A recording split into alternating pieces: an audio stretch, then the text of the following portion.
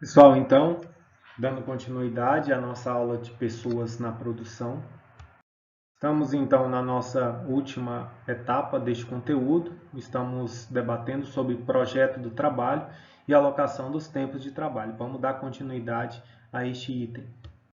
É importante salientar, né, que, novamente, deve se projetar para haver comprometimento das pessoas. Importante ressaltar e salientar que as tarefas projetadas apenas pela divisão do trabalho, como eu disse anteriormente, ela é fundamental pensar em divisão de trabalho, mas não deve ser projetada apenas pensando em divisão de trabalho. O que pode acontecer? Podem alienar as pessoas que as desempenham. Você fazer o mesmo trabalho repetitivo, rotineiro, sempre aliena as pessoas, né? Quebra a criatividade das pessoas, né? E por definição, a geração de inovações em produtos e serviços que essas pessoas podem ajudar a construir e devem ser estimuladas a. O projeto deve levar em consideração o desejo dos indivíduos de preencherem suas necessidades de autoestima e desenvolvimento pessoal. Então você tem que pensar o que faz aquela pessoa ter autoestima naquele tipo de trabalho.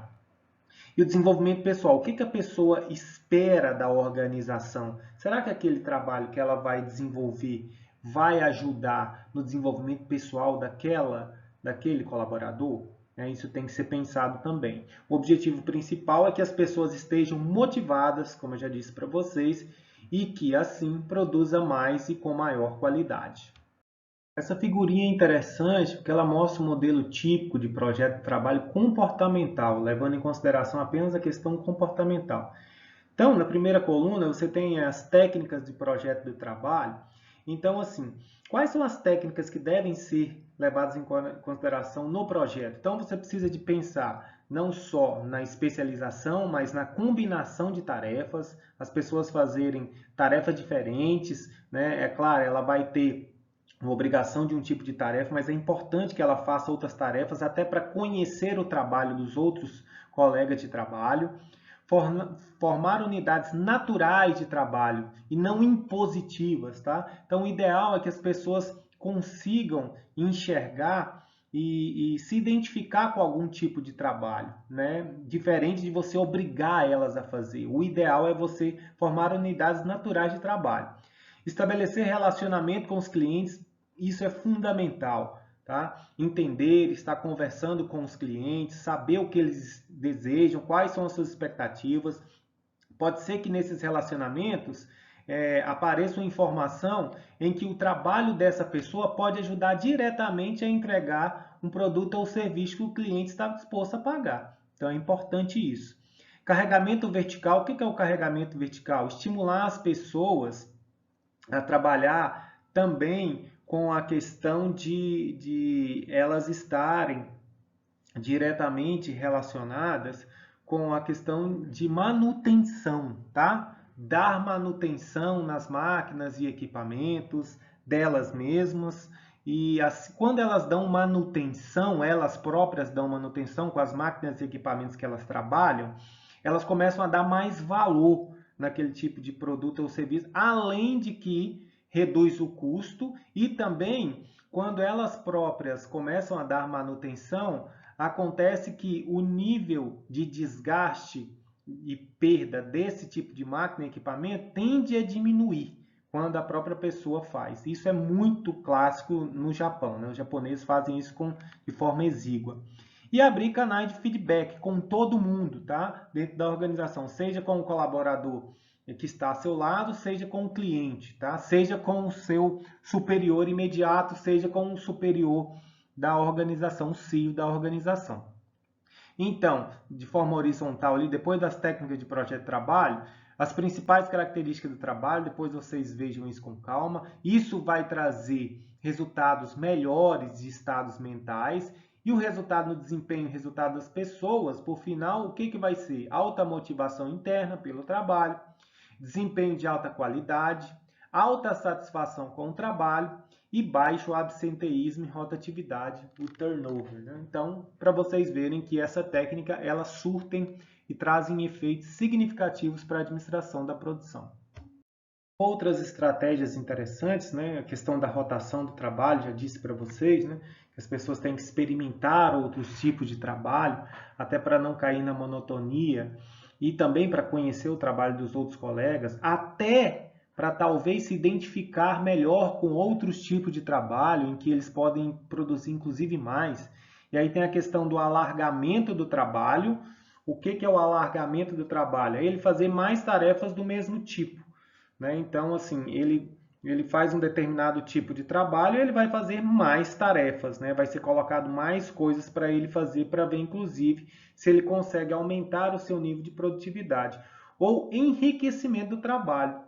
O que é enriquecer o trabalho? São mais tarefas que dão maior responsabilidade, autonomia ou tomada de decisão. Então, se aumenta um pouquinho ali o sarrafo para ele, dá tarefas mais difíceis, né? Que geram mais impacto no resultado da organização. Isso vai trazer maior responsabilidade. Então, isso não quer dizer que dali para frente a pessoa vai ter que fazer aquele trabalho, mas é um tipo de projeto para testar a pessoa, porque se ela te der uma resposta boa, pode ser uma pista para ela subir de cargo, por exemplo, ou trabalhar com outro tipo de serviço que até então não era descoberto. Então isso é fundamental para você ir pensando aos poucos em adaptar as pessoas ao tipo de trabalho em que ela melhor surta melhores resultados. Então, como eu disse para vocês, tudo isso gera o chamado empowerment, né? Que é você empoderar as pessoas, dar autonomia para tomar decisão. Obviamente, você não pode dar autonomia para todo mundo, né? Você tem que testar as pessoas para saber quem empoderar, né? Quem tomar decisão. Haja vista que as pessoas há uma tendência muito grande, a maioria das pessoas que têm autonomia, elas ficam mais motivadas, né? Quando elas podem tomar suas próprias decisões sem antes consultar o seu gerente, isso pode gerar um alto grau de motivação. Trabalho em equipe, né? Essa é interessante, esse caso da McDonald's, permite que famílias compartilhem o trabalho. Um caso interessante para vocês lerem, a McDonald's, o que ela fez? Pessoas que trabalham na McDonald's, que são da mesma família, elas podem alternar o seu trabalho entre elas, por exemplo, né, irmãos, né, que moram na mesma casa. De manhã, ao invés de o João ir trabalhar, que era o horário dele, o Marcos ir trabalhar no lugar dele, porque o João não está muito motivado naquele dia. Então pode haver essa troca e houve um resultado muito interessante na melhoria de desempenho. Depois vocês dão uma lida nesse caso. E o trabalho flexível, né, que é a flexibilidade de habilidades, cada tipo de pessoa tem uma habilidade diferente. Flexibilidade de tempo, algumas pessoas gastam mais tempo, outras gastam menos tempo. E a principal delas, que está sendo trazido muito em voga, principalmente agora com a pandemia, que é a questão da flexibilidade de localização, o teletrabalho, né? Tem muitos estudos mostrando quão positivo é esse trabalho remoto, né? Mas esse caso ele é surpreendente da Yahoo, da nova gerente que mandou todo mundo que estava em teletrabalho voltar para a empresa física. Não agora, né? Com a pandemia. Antes, né? Antes da pandemia, o caso é de antes, o livro é de 2018, ela fala que isso estava trazendo resultados negativos para a organização. Por quê? Porque os encontros casuais, físicos e presenciais das pessoas para esse tipo de negócio, ele gerava mais inovação e criatividade. As pessoas têm contato físico no olhar, na conversa. Então, esse é um caso curioso e interessante que eu acho que vale a pena dar uma lida. E desperta um novo olhar. Será que o teletrabalho realmente é a resolução para todos os problemas, a despeito de todas as vantagens, obviamente, que traz? Então, isso tem que ser colocado em pauta pelos gerentes de produção. Pensando agora especificamente no projeto do ambiente de trabalho, você tem que levar em consideração algumas variáveis. Primeiro, temperatura do ambiente de trabalho. Então, há uma temperatura perto do ideal. Então, para trabalhos mais leves, você pode ter temperaturas maiores. Trabalhos mais pesados, temperaturas menores. Além disso, um ambiente de trabalho que é extremamente quente ou muito frio, isso pode trazer mais acidentes de trabalho. Então, mais acidentes de trabalho, vocês já viram, né? Então, são pessoas talvez altamente capacitadas que vão ficar por um longo período sem trabalhar, isso vai trazer redução no trabalho, além do problema que isso pode gerar para a pessoa fisicamente, né? Então, precisa de ver qual que é um ambiente, temperatura do ambiente de trabalho ideal. Além disso, né, os níveis de iluminação, isso foi pensado lá na experiência de Hawthorne, né, do Elton Maio. Então, você, para determinado tipo de atividade, você tem um tipo de iluminação específica, denominada como lux aqui. Por exemplo, atividades normais em casa, a iluminação geral pode ser de apenas 50 lux.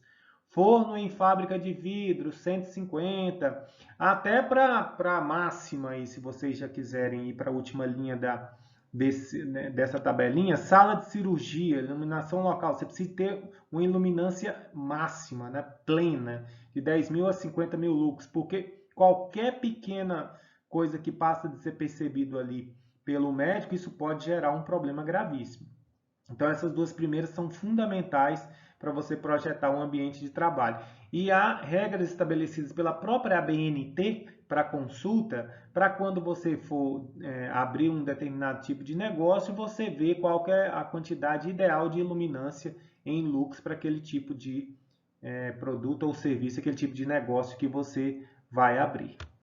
O que deve ser levado em consideração no projeto do ambiente de trabalho são os níveis de ruído. Tem um caso aí interessante no livro também, música durante o trabalho. Então, em determinados tipos de trabalho, às vezes é interessante você deixar uma música ambiente ali para as pessoas aumentarem o nível de produtividade, né? Dependendo do tipo de trabalho, isso pode gerar uma falta de atenção para o tipo de trabalho que ele está sendo desenvolvido. Em supermercado, por exemplo, supermercados entenderam que quando você coloca uma música ambiente ali, os clientes tendem a ficar um tempo maior no supermercado e tendem a comprar mais. Então, isso tem que ser pensado caso a caso, tá bom? Dê uma lida nesse caso. E aí, para cada tipo de negócio, você vai ter um tipo de ruído. Só lembrando que você não pode extrapolar o nível de decibéis, né? Porque isso pode gerar problemas na audição das pessoas e, obviamente, isso pode ocasionar acidentes de trabalho também. Então, vão ser pessoas que também vão ficar fora do trabalho por algum tipo de tempo. Então, se você for um tipo de trabalho, por exemplo, que trabalha com serra circular, 100 decibéis, então, às vezes, você tem que trabalhar com algum EPI auricular para você reduzir esse impacto no trabalho. Tudo isso também tem discriminado nas regras da BNT para cada tipo de trabalho, pensando sempre na qualidade do trabalho da pessoa, para ele sempre estar adequado ao seu nível fisiológico e, por definição, ele conseguir aumentar o seu nível de produtividade. Essa figurinha é bastante interessante e mostra a forma adequada de uma ergonomia em um escritório. Então, depois dê uma pausa no vídeo e veja com detalhes como essa empresa conseguiu organizar a ergonomia no escritório, levando em consideração esses aspectos fisiológicos, né? Desde o bom apoio lombar da pessoa, espaço para mudança de postura sem obstáculos sobre a mesa, ajuste da altura do assento, cortina na janela que ela pode, com persianas para você abrir e entrar um nível de luminosidade e até de ar maior, né? Ruídos e gases minimizados ali com a impressora, mais distante um pouquinho. Então dê uma pausa e veja com calma o quanto isso deve ser pensado e se você melhora esse nível de qualidade do trabalho para o colaborador, isso vai gerar impactos positivos no seu nível de produtividade. Então, pessoal, é isso. Nos encontramos aí no nosso último vídeo sobre esse conteúdo de pessoas na produção.